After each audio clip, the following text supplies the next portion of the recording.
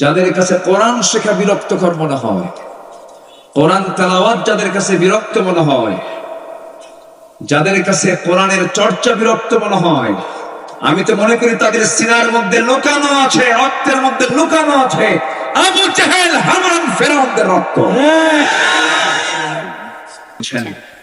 চারটা কাজ করবা, কোনো ওষুধ খাওয়া লাগবে না, কোনো ভয়ও থাকবে না, কোনো চিন্তাও থাকবে না, আমি আল্লাহ দূর করে দেবো সবকিছু।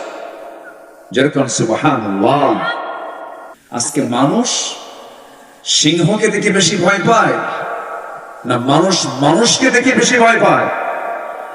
মানুষ মানুষকে দেখে বেশি ভয় পায়। কারণ কিছু মানুষ আছে সমাজের ভিতরে যারা হিংস্র, হায়না, জন্তুর চেয়েও ভয়ঙ্কর আছে না? সে জানে না যে একটা মানুষকে মেরে ফেলার অপরাধটা কি। সামান্য কিছু টাকা হাতে তুলে দিলে ভাড়াটিয়া খুন করে ফেলে। আজকে মানুষ মানুষকে খুন করছে, আজকে মানুষ মানুষকে হাসতে হাসতে মেরে ফেলছে। গোটা দুনিয়াতেই আজ এই চিত্র আমরা অবলোকন করছি। তাহলে মানুষ আজকে হিংস্র সেই বাঘ সিংহকে দেখে বেশি ভয় পায় না মানুষ আজকে মানুষকে দেখে ভয় পায়? মানুষকে দেখে ভয় পায়। তাহলে এই ত্রাস, এই ভয় মানুষের মধ্যে যে আজকে বিরাজ করছে, আল্লাহ বলছেন চারটা কাজ যদি সমাজে চালু হয়ে যায়, এগুলো সমস্ত ভয়, সমস্ত ত্রাস সমাজ থেকে দূর করে দিবেন তিনি আমার কে? আসতে বলেন না, তিনি আমার কে? আল্লাহ। লাফাতাহনা আলাইহিম বারাকাতিম মিনাস সামাই ওয়াল আরদ। আমার বন্ধুগণ, সেই চারটা কাজগুলো কি কি? একটা একটা করে একটু সময় লাগবে, মনোযোগ দিয়ে আমরা সবাই শুনবো। এই যে আমরা ওয়াজ মাহফিল আসছি, ওয়াজ শোনা আগে না ধৈর্য আগে? বলেন বলেন বলেন বলেন বলেন। ধৈর্য আগে। কেউ দয়া করে উঠবেন না। আপনাকে দেখে, আপনি যদি উঠে যান, আপনাকে দেখে আরেকজন উঠবে। আমার এই কথাগুলো বলা লাগতো না, বেশি রাতে তো টাইম সিলেকশনটা হয়নি। ওয়াজ শোনার মূল সময় কিন্তু এটা নয়। ওয়াজের মূল সময় হচ্ছে 9টা থেকে সর্বোচ্চ 11টা। এর মধ্যে মাহফিল শেষ হলে ভালো হয়। যেহেতু উঠতে একটু দেরি হয়েছে, সঙ্গত কারণে একটু আমাকে সময় দেবে। আমি খুব অল্প সময়ে এই আয়াতের হকটা আমি আদায় করার চেষ্টা করছি। জোরে বলি ইনশাআল্লাহ। কয়টা কাজ বলেন তো? চারটা কাজ। একটু কান লাগাবেন, মনোযোগ দিয়ে শুনবেন। ইন্নাল্লাযীনা আমানু ওয়া আমিলুস সালিহাতি ওয়া আকামুস সালাহ ওয়া আতাবুস যাকাহ লাহুম আজরুহুম ইনদা রাব্বিহিম ওয়া লা খাউফুন আলাইহিম ওয়া লা হুম ইয়াহজানুন। জোরে বলুন আল্লাহু আকবার। আল্লাহ রাব্বুল আলামিন বলেন, ইন্না নিশ্চয়, আল্লাযীনা যারা, নিঃসন্দেহে যারা, আমানু, এক নাম্বার হলো যারা ঈমান আনবে। এক নাম্বার কাজ হলো ঈমান আনা। এখানে বেঈমান কেউ আছে নাকি?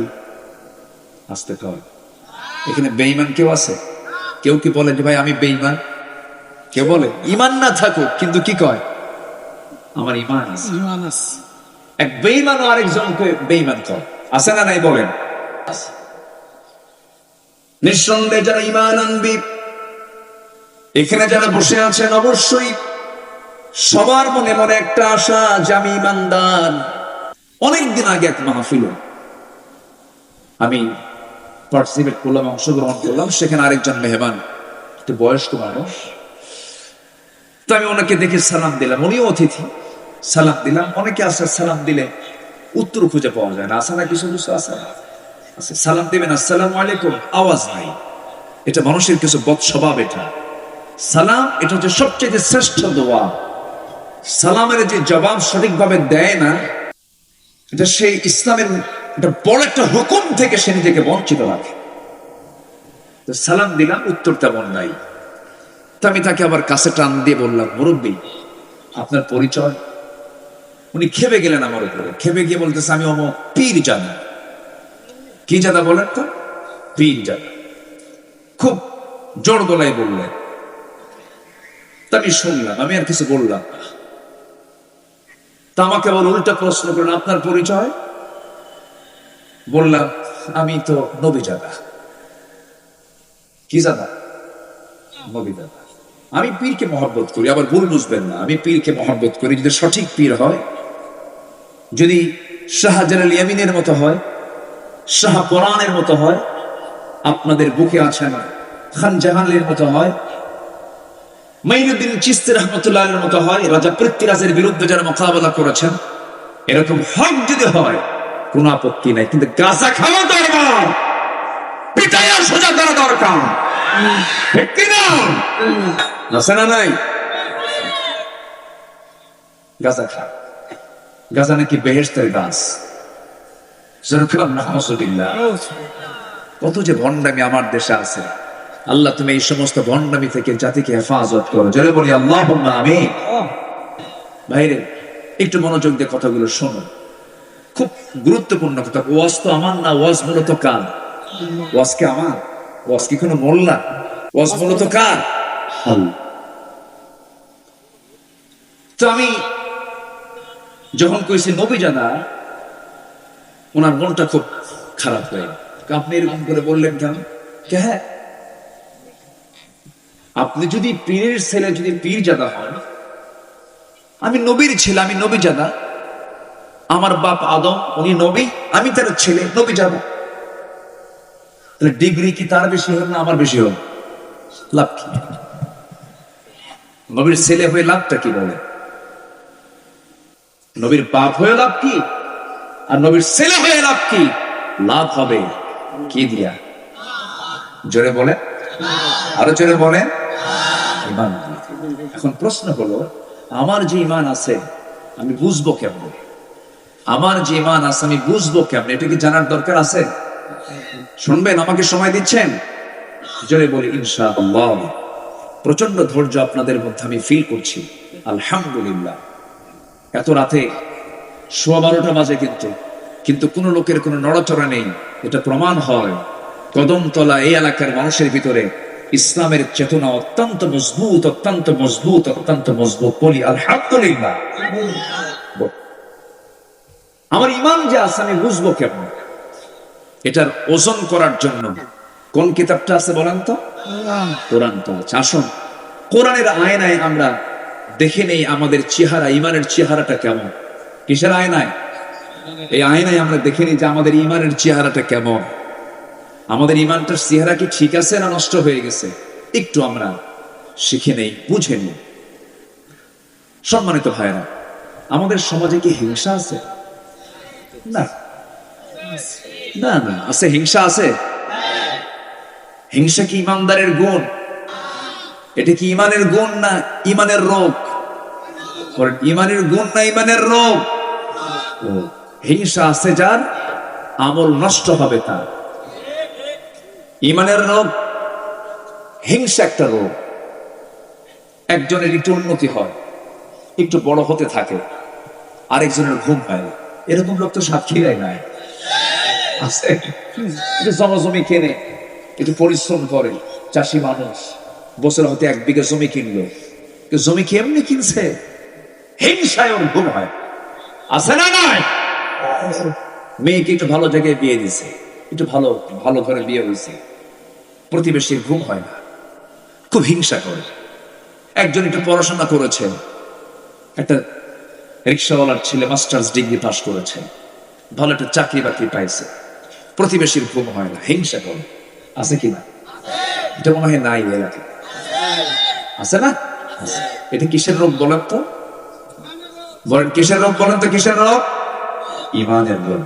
এক বেচারি বিয়ে করবে, আগের যুগে তো বিয়ে করতো ঘোড়া নিয়ে, তো বিয়ে করবে গ্রামের এক মুরব্বীর ঘোড়া আছে, তার কাছে গিয়ে বলছে, চাচা আমার অমুক দিন বিয়া, তো আপনার ঘোড়াটা যদি আপনি দিতেন তাহলে আমি বিয়েটা করতে পারতাম। আমি আপনার ঘোড়াটা আমার বিয়ের দিনের জন্য একটু চাচ্ছি। তো চাচা রাগ তুলে বলছে, আমি তোরে ঘোড়া দেবো না, যা। বেচারি চলে আসছে বাড়িতে, সবে কদর রাত্রে গিয়ে আল্লাহর কাছে দোয়া করে, আল্লাহ আজকের এই রাত্রে তোমার কাছে আমার একটাই দোয়া, সেই দোয়াটা হলো বুড়ার সানা ঘোড়া। ঘোড়ার জন্য কি হবে? ঘোড়া। এই দোয়া করে চলে আসছে বাড়িতে, এসে দেখে মার চোখে পানি, মা কান্দে। মা তুমি কান্দো কেন? বাবা তোর গরু মরছে। তোর কি মরছে? গরু মরছে। তাহলে দোয়ার কারণে কি, দোয়ার কারণে কি মালাকুল মউত আসে নাই? আসছে। কিন্তু মালাকুল মউত আসছে কি ঘোড়ার কাছে না গরুর কাছে? কার গরুর কাছে? যে দোয়া করছে। হিংসুক অন্যের ক্ষতি করতে পারে না, নিজে হিংসার যন্ত্রণায় পচে গলে চলে পড়ে সারখার হয়ে যায়, ঠিক কিনা? হিংসুকের হিংসা থেকে আল্লাহ তাআলা আমাদেরকে বাঁচান। এটা একটা আরবি আয়াত আছে, ওয়ামিন শাররি হাসিদিন ইযা হাসাদ। বলেন ওয়ামিন শাররি হাসিদিন ইযা হাসাদ। আমরা যে দোয়াগুলো পড়ি, সূরাগুলো পড়ি, তো অর্থ বোঝা দরকার। কি দেখেন, আল্লাহ তাআলা বলছেন বান্দা হিংসুকের হিংসা থেকে বাঁচার জন্য কার কাছে যাও? আল্লাহর কাছে যাও। এমনকি ভাই ভাইও হিংসা করে, নেতা নেতা হিংসা করে, দলীয় পক্ষে মারামারি, কুত্তা গ্রুপ, শিয়াল গ্রুপ, আসতে পারতেন আসে না নাই? এই যে হিংসাগুলো, হিংসা যে সমাজে বিরাজ করবে, সেই সমাজ ঈমান কখনো মজবুত হবে না। হিংসা থেকে আমরা বাঁচার চেষ্টা করব, নফসকে আমরা পরিশুদ্ধ রাখার চেষ্টা করব, নফসকে সমস্ত হারাম কাজ থেকে নিজেকে দূরে রাখার চেষ্টা করব। আল্লাহ রাব্বুল আলামিন বলছেন ইমানদারের কিছু গুণ আছে, যে ইমানদারের মধ্যে 7টা গুণ থাকবে, যে ব্যক্তির মধ্যে 7টা গুণ থাকবে, আল্লাহ বলছেন আমি ওই ইমানদারকে নিজ হাতে জান্নাতুল ফেরদাউসের চাবি তার হাতে তুলে দেব। কয়টা গুণ বলেন তো? 7টা গুণ। শুনবেন? আগ্রহ আছে তো? অনেকে মাহফিলে এসে বলে হুজুর আপনি তো গরম হন না, একটু গরম গরম কথা বলবেন, একটু স্লোগান মারবো, এরকম আছে না? একটু গরম গরম কথা বলবেন, একটু স্লোগান হবে মাঝে মাঝে, এরকম অনেকে বলেন। ভাইরে, রাসূল দাওয়াত দিয়েছেন মক্কায় কত বছর বলেন তো? 13 বছর। মার খেয়েছেন না মার দিয়েছেন? আসতে পার। মার খাইছেন না মার দিয়েছেন? মার খাইছেন। আমার নবীজি মক্কায় যতদিন ছিলেন, কাবার ভিতরে একটা না 360টা মূর্তি ছিল। 360টা মূর্তি ছিল। আমার নবীজি একদিন মনে মনে ভাবলেন যে আমি একটু এর মধ্যে ঢুকবো, কিন্তু চাবিটা হলো আবু জেহেলের নিয়ন্ত্রণে। কার নিয়ন্ত্রণে? আবু জেহেল, শত্রু। তো কাবার চাবি যে ব্যক্তিটার হাতে, তার নাম হলো ওসমান বিন তালহা। এখনো এই ওসমান বিন তালহা পরিবারের কাছেই কাবার চাবিটা আছে। অনেক লম্বা কথা, যদি সময় দেন শোনাবো। এটা লাইন আমি শুরু করে আবার এই আয়াতের দিকে আসতেছে আস্তে। তো আমার নবী আস্তে করে ওসমান বিন তালহার কাছে গিয়ে বলেন, ওসমান বিন তালহা, আমার খুব শখ, তুমি যদি আমাকে চাবিটা দিতে, এটা ভিতরে ঢুকতাম। ওসমান বিন তালহা আবু জেহেলের লোক সেই সময় ছিলেন, পরবর্তীতে কালিমা পরে মুসলমান হয়ে গেছেন। যখন মক্কা বিজয় হয়েছিল সেই সময় তিনি কালিমা পরে মুসলমান হয়ে গেছেন। ওসমান বিন তালহার কাছে রাসূল যখন প্রস্তাব দিলেন, ও ওসমান, চাবিটা আমার হাতে দিয়ে দাও, আমার রাসূলকে সঙ্গে সঙ্গে একটা ধাক্কা মেরে দিল। নবীজি মুখ থুবড়ে পড়ে গেলেন। নবীজি মুখ থুবড়ে পড়ে যাওয়ার পর আস্তে আস্তে করে আবার দাঁড়ালেন, একটা মুস্কি হাসি মারলেন। যে নবীর জন্য আকাশের চাঁদ আল্লাহ তাআলা খেলনা বানায় দেন, সেই নবীজিকে ওসমান বিন তালহা ধাক্কা মেরে ফেলে দেন। নবীজি আস্তে করে দাঁড়িয়ে মুস্কি মুস্কি হাসি মেরে ওসমান বিন তালহাকে বলছেন, ওসমান, তোমার দাপটে, তোমার ক্ষমতা বলে তুমি আজকে আমাকে ধাক্কা মেরে ফেলে দিলা। তুমি কি জানো যে চাবি আজকে তোমার হাতে শোভা পাচ্ছে, ওই চাবি আল্লাহ তাআলা একদিন আমার হাতে তুলে দিবে। একটু আস্তে কর, সুবহানাল্লাহ। কেমন করে হাতে পেলেন? অনেক লম্বা প্রেক্ষাপট, শুনতে রাজি? আস্তে কর, সবাই কি শুনতে রাজি আছেন? ওসমান বিন তালহা মনে মনে চিন্তা করতেছে, মুহাম্মদ বিন আব্দুল্লাহ যা বলে তাই তো হয়ে যায়, কারণ সে সত্যবাদী, আমরা জানি সে কখনো মিথ্যা কথা বলে না। তাহলে তো এই কথা যদি সত্যি হয়ে যায় তাহলে তো বিপদে পড়ে যাব। আস্তে করে কানে কানে বলে, মুহাম্মদ শোন, তোমাকে কাবার চাবি আমি তোমার হাতে তুলে দেব, কিন্তু শর্ত হলো এই কথা যেন আবু জেহেলের কান পর্যন্ত না যায়, আবু জেহেল যেন না জানতে পারে। দেখছেন নেতার ভয় হয়েছে। আমার নবীজি বললেন, ঠিক আছে, কেউ জানবে না, আমাকে কাবার চাবিটা দিয়ে দাও। কাবার চাবি যখন রাসূল হাতের মধ্যে নিলেন, দরজার সামনে গেলেন। আমার নবী ওই কাবা ঘরের বাসিন্দা তিনি ছিলেন। যারা হজে গেছেন, আমি নিজের চোখে আল্লাহ তাআলা আমাকে দেখার তৌফিক দিয়েছেন, কাবা ঘরের ঠিক পূর্ব পাশের বাসিন্দা হচ্ছেন মুহাম্মদ সাল্লাল্লাহু আলাইহি ওয়াসাল্লাম। আমার নবীজির ঘর হলো কাবা শরীফের ঠিক পূর্ব ধারে, তার কিবলাও পশ্চিম, আমাদের কিবলাও পশ্চিম। পৃথিবীর সব মানুষের কিবলা কি পশ্চিম? কারো উত্তর, কারো দক্ষিণ, কারো পূর্ব, আর আমাদের কিবলা কি? পশ্চিম।